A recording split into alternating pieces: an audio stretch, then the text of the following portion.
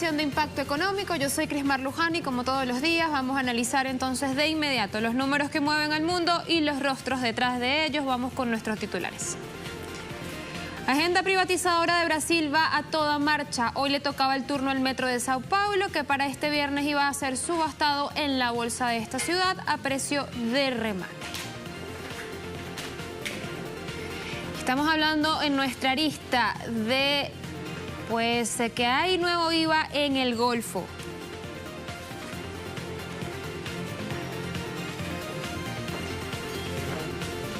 Y pese a los agoreros del mal, China crece y crece. El PIB del gigante asiático supera ya la meta oficial.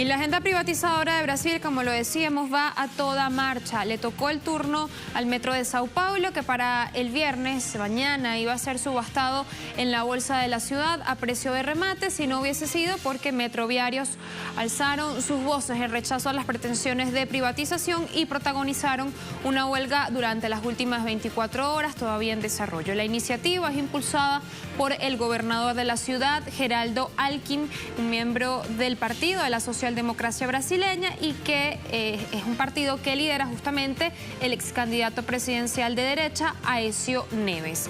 Mientras medios señalaban los inconvenientes causados a 4 millones de usuarios que se vieron afectados en sus actividades y en las rutas ferroviarias por esta huelga, poco o nada, mejor dicho, mencionaban sobre la privatización, que entre otras cosas se estipularía pues un aumento de la tarifa a través justamente de esta venta. Pero además hay que decir que el valor mínimo del otorgamiento por el cual los trechos, es decir, estas líneas 5 y 17 serían subastados, es decir, el precio de la subasta inicial, que era de 189,6 millones de reales, tan solo representa el 3% de lo que habría sido invertido en la construcción de las líneas por parte del gobierno del Estado. Así las cosas en Brasil.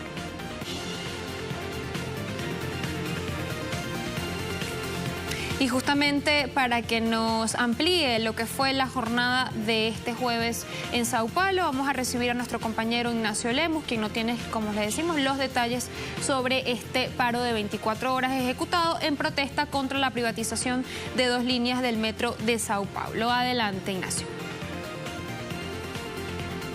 Así es, saludos estudios. El Tribunal de Justicia de Sao Paulo ha suspendido la subasta de 2 líneas del metro de la ciudad de Sao Paulo, la línea 5 Lila y la línea 17 Oro, que serían subastadas mañana viernes por el gobernador Geraldo Alckmin del Partido Socialdemócrata brasileño, en algo que los metroviarios denunciaban como la entrega del metro de la ciudad de Sao Paulo, porque tan solo se recibiría el 3% de lo que la población pagó para la construcción de estas líneas de metro. En ese sentido, los metroviarios realizaron durante 24 horas un paro para denunciar esta privatización del patrimonio público, y además continuarán las movilizaciones y continuarán durante el viernes el paro para garantizar que no se subaste este patrimonio que consiste en 2 líneas del metro de la ciudad de Sao Paulo. El gobernador admitió que colocará un recurso para evitar que se interponga la justicia en su intención de privatizar el metro, pero hasta el momento queda suspendida la privatización del metro de la ciudad de Sao Paulo. Estudios.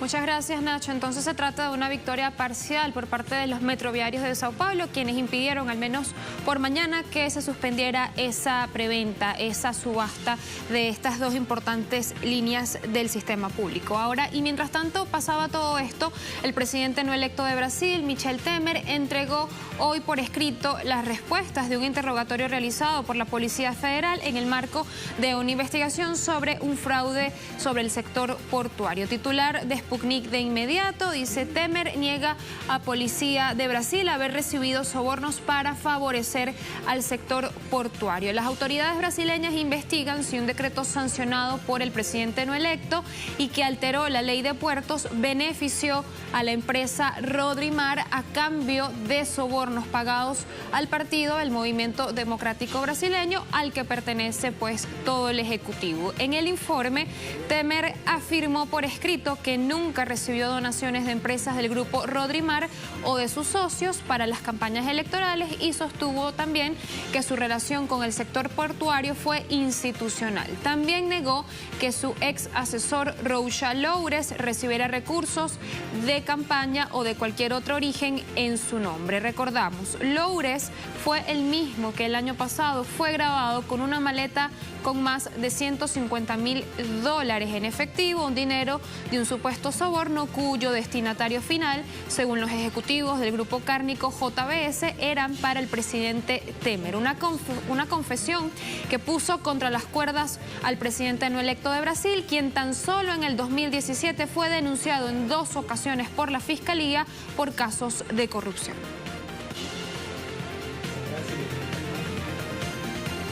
Bien, la indiscriminada apertura importadora que está impulsando el gobierno de Cambiemos en Argentina ha lastimado en gran parte a la industria local. Vamos a revisar datos de inmediato de la Cámara Industrial de Manufacturas de Cuero y Afines sobre las afectaciones de las políticas comerciales macristas sobre este sector manufacturero justamente en esta área. Datos difundidos por la Cámara Industrial de Manufacturas de Cuero y Afines, CIMA, revelan que el sector manufacturero de Argentina perdió unos 50 productores y 2.000 puestos de trabajo desde que el gobierno de Cambiemos habilitó mayores importaciones de bienes finales. Muchas fábricas dejaron de producir para pasar a ser importadoras, situación que amenaza la subsistencia de las pequeñas y medianas empresas. Desde enero de 2016, el número de importadores pasó de 400 a más de 800 al cierre del ejercicio 2017. A finales de 2015 se registró el cierre de 50 pymes marroquineras, debido al incremento de las compras al exterior que crecieron entre 186 y 198%. De acuerdo con el informe de la Cámara, en 2017 se importaron 53.486, 52 productos de marroquinería confeccionados en tela, plástico y cuero, un 43.5% por encima de lo registrado en 2016. Bien, son los datos entonces del sector manufacturero argentino. Pasamos a hablar de Venezuela. El gobierno bolivariano sigue fortaleciendo sus lazos comerciales con otros países, frontera afuera. Por ejemplo, este jueves el país latinoamericano junto a Palestina firmaron acuerdos de cooperación en materia productiva. Esto en el marco de una visita oficial del canciller del Estado palestino, Riyad Malki. La rúbrica del convenio estipula el desarrollo conjunto con Palestina en materia agrícola en la iniciativa de Casas Verdes de cultivos con el propósito de ampliar la producción avícola venezolana. En el área de la salud se construirá en Venezuela una fábrica de medicamentos que contará con el apoyo tecnológico de Palestina. También se firmaron acuerdos en materia de minería, específicamente para la explotación del coltán en el arco minero del Orinoco. Igualmente, el canciller de Venezuela, Jorge Arreaza, resaltaba que en el aspecto turístico y de aviación ambos países se encuentran concretando proyectos para el beneficio pues conjunto de ambas naciones.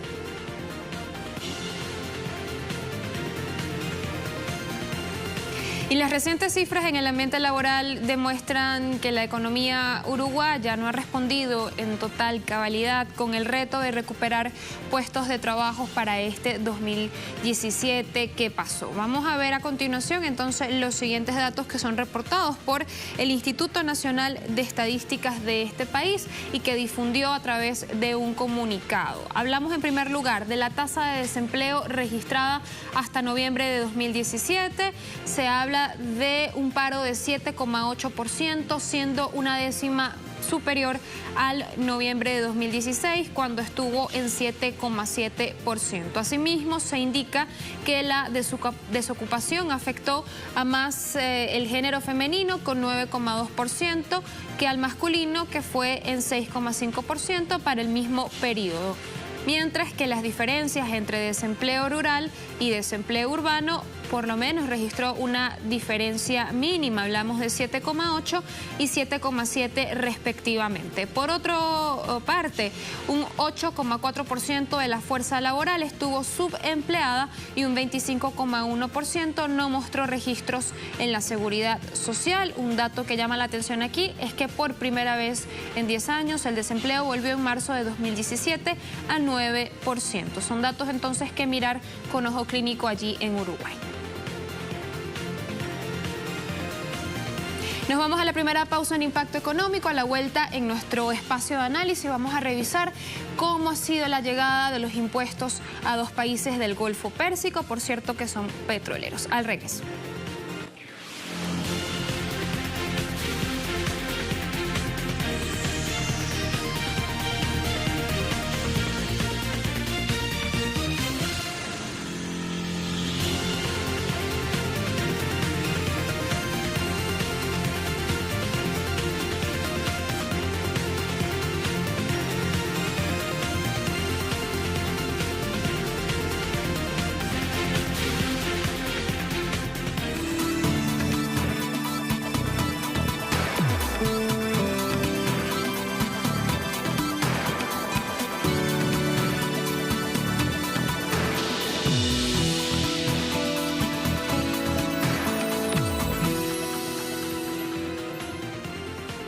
Y el tiempo sin impuestos en el Golfo ha llegado finalmente. El pasado 1 de enero, dos países petroleros de esta región introdujeron por primera vez gravámenes a un conjunto de bienes y servicios en aras de impulsar sus respectivas economías nacionales y así reducir ese déficit presupuestario dejado por la baja de los precios del crudo. Tenemos la información a continuación.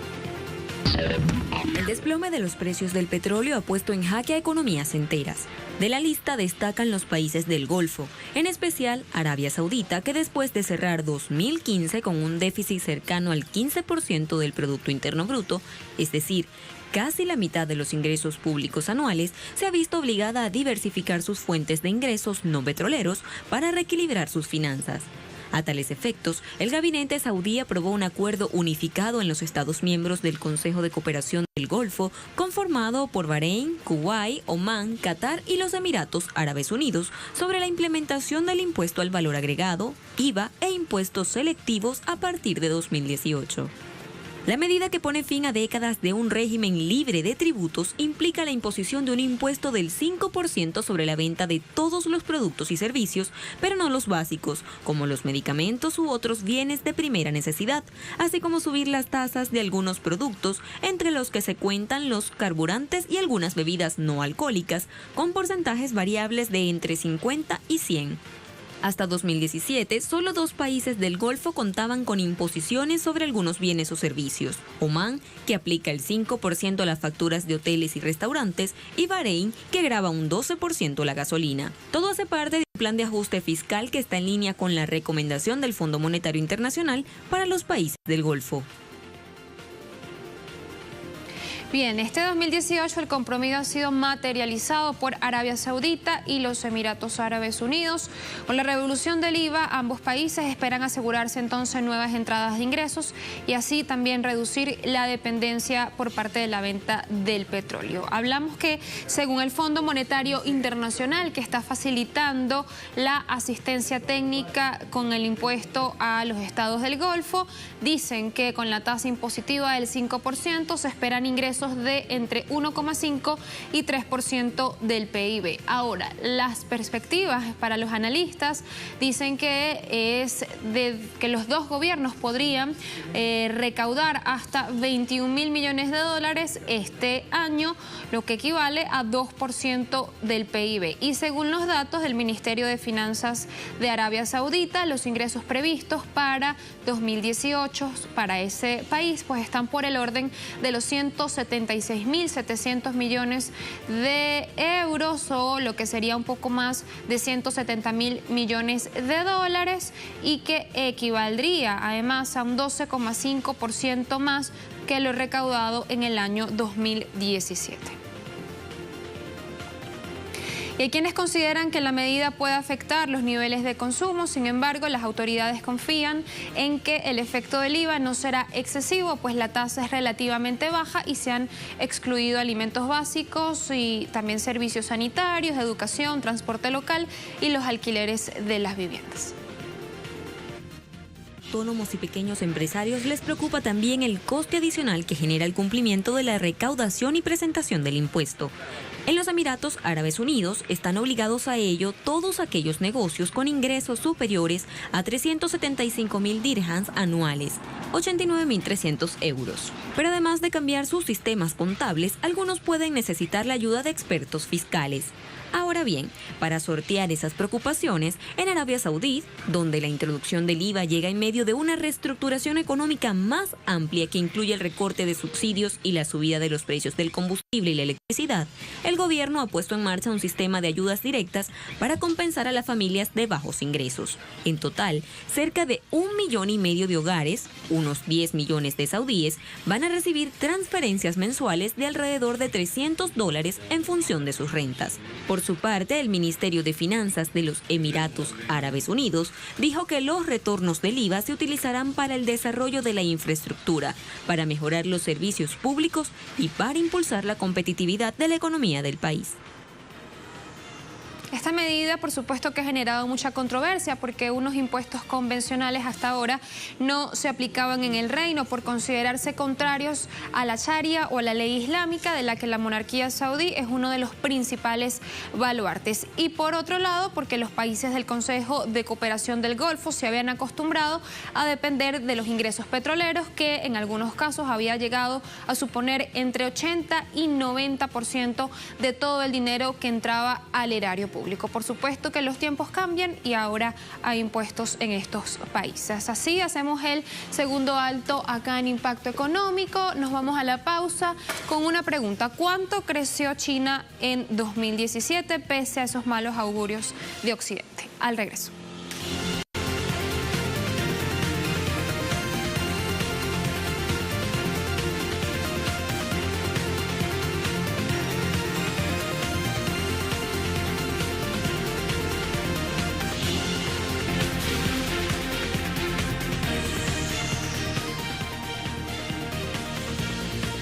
Y pese a los agoreros del mal, China sigue contradiciendo con hechos tangibles cualquier pronóstico económico negativo. A paso seguro, el gobierno de Xi Jinping supera sus propios objetivos de crecimiento, que según lo reportado ya este jueves por la Oficina del Buró Nacional de Estadísticas, alcanzó casi 7% en 2017. Tenemos las cifras oficiales.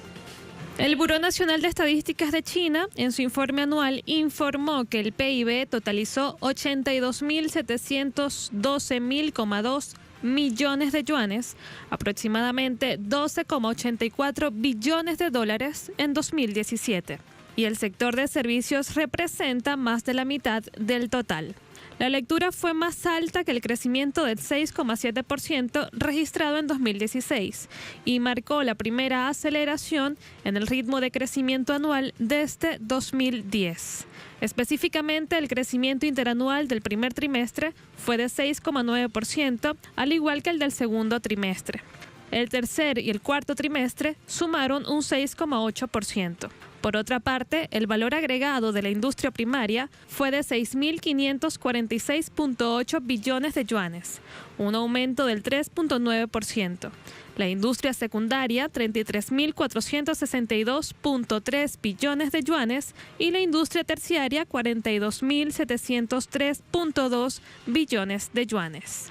Los datos también mostraron que la producción industrial de China se expandió 6,6% en 2017, acelerando un crecimiento de 6% en 2016 con un crecimiento de 0,6 puntos porcentuales.